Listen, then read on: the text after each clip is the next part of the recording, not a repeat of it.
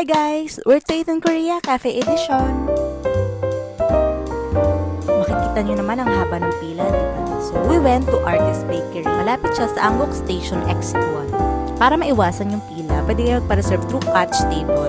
Tapos, hanapin nyo lang yung Artist Bakery. Tapos, ayan na, magpa-waitlist na kayo. Pag turn nyo na pumasok, ayan, isa-set up nyo na yung tray nyo, lalagyan nyo ng parchment paper, tapos kukuha kayo ng tongs.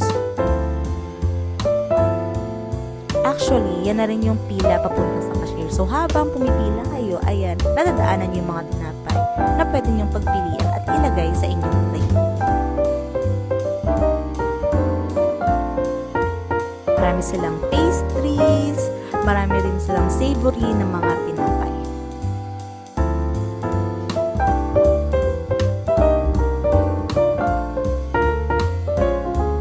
And then, ito yung mga in-order namin. Masarap lahat ng in-order namin. To be honest, gusto ko pang bumalik. Ito yung cafe na hindi ka masasatisfy sa isang punta lang. Yung gusto mo ulit bumalik kasi gusto mo pang tikman yung iba pa nilang tinapay. Ganon siya kasarap, guys. Isa to sa mga babalikan kong cafe pag bumalik ako ng Korea.